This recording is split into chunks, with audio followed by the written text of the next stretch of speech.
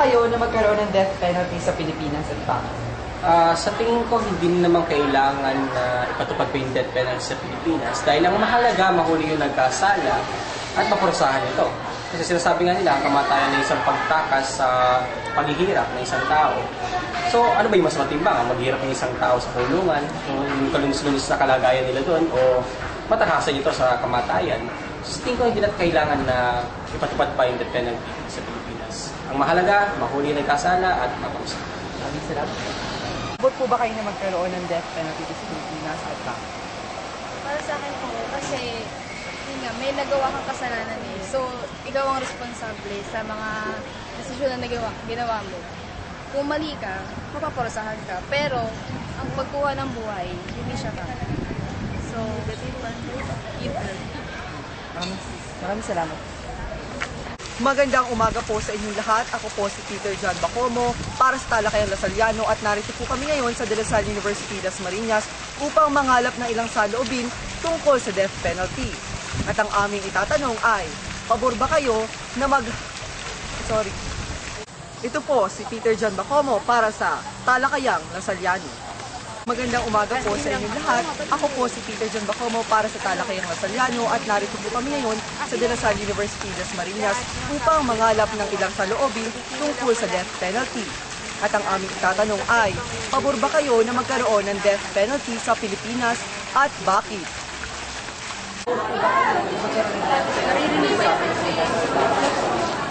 Depende sa sitwasyon. Kasi mayroong mga pamilya na gaya ng, kunyari, yung anak ko ni Ray. Siyempre, di ba parang hindi makatarungan sa, parang hindi, walang hustisya yung, hindi mo papatay na yung anak mo lang tapos yung taong pumatay mabubuhay lang. Parang mas masaya, mas maganda tingnan para sa akin kung ako yun. Na mamatay yung gumawa nun sa anak ko. Siyempre, para sa isang magulang masakit. Depende sa sitwasyon. Meron naman, pangit din kasi minsan, di ba, hindi naman natin totally masasabi na kasalanan din ng tao. Kasi merong mga nakukulong na hindi naman talaga yung may kasalanan. So, nakakaawa. Maraming salamat. Pabor po ba kayo sa death penalty? Ay, sorry. Pabor po ba kayo na magkaroon ng death penalty sa Pilipinas at bakit? Pabor po ako para mamatay yung mga taong makasalanan. Tsaka maraming matatakot na mga tao kasi may mic pa talaga. para matakot yung mga tao na gumawa na ng kasalanan. Ano lang naman, pero kung i-death penalty yung wala naman talagang kasalanan, syempre hindi ako pabor. Pero kung may kasalanan talagang mabigat, pabor ako. Anong uri ng death penalty ba? Death penalty? Yung sa ano lang? Lethal injection. Lethal injection lang? Dapat yung inaano sa binababad sa kumukulong mantika. Yan. Para patay na talaga. Pero pabor ako. Yun lang. Maraming salamat. Araw po, mabuti ba kayo na magkaroon ng death penalty sa Pilipinas at bakit? Ako, hindi ako pabor sa death penalty.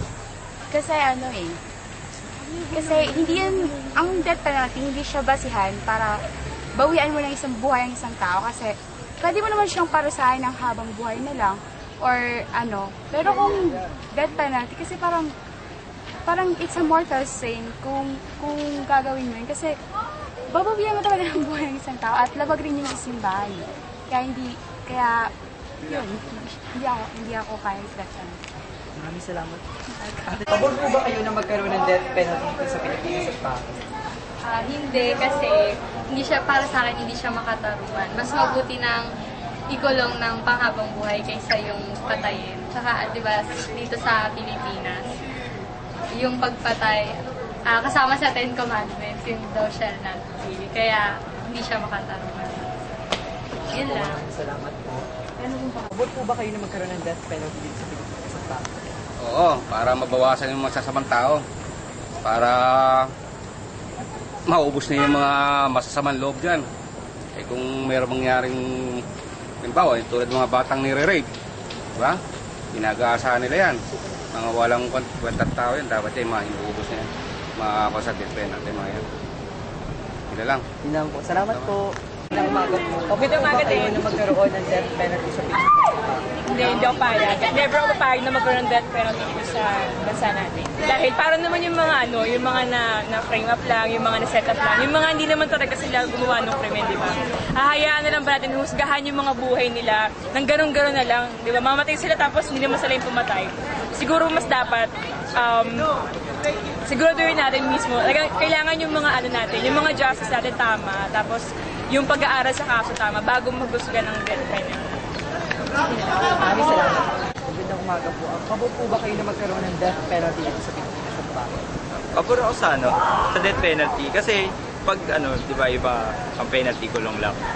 So sa akin pabor na dapat parusahan talaga sila ng ng hindi naman actually mahigpit pero yung nararapat kasi yung iba nakukulong nakakatakas pa.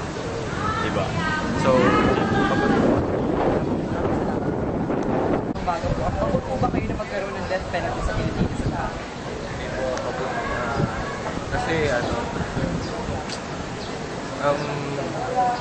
Catholic dito sa Philippines syempre, di ba? Maraming Catholic. So yung church di sila pabor sa death penalty. So dapat di magpatubad dito ng death penalty sa Pilipinas kasi maraming Maraming salamat. Umaga po. Pabor po ba kayo na magkaroon ng death penalty dito sa Pilipinas at bakit? Oo, pabor ako kasi pag hindi naman, tera.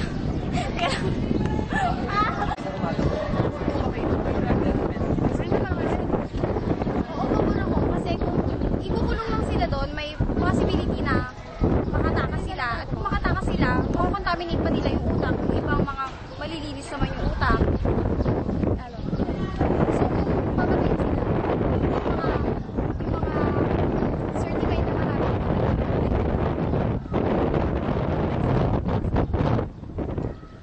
Mabawasan yung Maraming salamat. Magandang umaga po. Pabor po ba kayo na magkaroon ng death penalty dito sa Pilipinas at bakit? Hindi. Dahil para sa akin, masama ang pumatay kahit ano pang ginawa ng isang tao kasi kasi ako Kristiyano, yun yung turo sa amin na talagang bawal pumatay kahit ano pang kasalanan. Yun. Maraming salamat. Magandang umaga po. Pabor po ba kayo na magkaroon ng death penalty dito sa Pilipinas at bakit? Hindi ako pabor doon kasi ang nagkasala pwede pang magsisi, di ba? Yung kapag hinatulan mo na walang dapat tumatol, ang tao hindi dapat tumatol sa tao. Tanging Diyos lang dapat tumatol. Kaya kung nagkasala man, parusahan pero hindi kamatayan. Hindi mali yung hatol na maging kamatayan kasi mawawala na ng pag-asa yun eh. Kasi habang may buhay may pag-asa. Maraming Yun salamat. yung ko sa sarili ko. Maraming salamat. Magandang umaga po. Pabor po ba kayo na magkaroon ng death penalty dito sa Pilipinas at bakit? Ay, hindi talaga. Kasi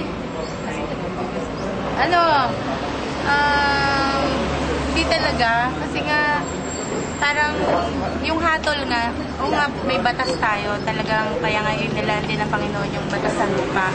Para yung batasan kung pero yung kamatayan parang hindi maganda. Parang hindi siya makatao. Ganun. Kasi nga talagang ang bawat isa ay may karapatan na magbago. Yun, diba? Yung given a chance para naman doon sa gustong magbago. Kasi bisan yung pagkakasala ng tao na nalalaman niya na lang yan pag nakakomit na siya ng kamalian. Kaya hindi ako, tutol ako doon sa kamatayan na yun lang. Salamat po. Magandang umaga po. Pabor po ba kayo na magkaroon ng death penalty dito sa Pilipinas at bakit? Ako, pabor talaga ako Ang bakit? Kasi nang nagkaroon dati ng death penalty, nag-lesser ang mga natin, mga yung krimen gaya ng rape, diba? Nagkulang yun ng wala. Ngayon, nawala yun, mas dumadami na naman yung mga kriminal. Gaya ni Ampatuan, dapat talaga yan, i-death penalty kaagad yung mga ganyan. Eh, sa dami ng pinatay niya, kailangan talaga. Eh, hindi na talaga makatalo yung ginawa. Demonyo na yan, kailangan ng death penalty yan. Yan ang kaya pabor ako sa death penalty. Diba? Maraming salamat po. Thank you. Magandang umaga po. Ang patuto ba kayo na magkaroon ng death penalty sa Pilipinas at bakit? Depende, kasi depende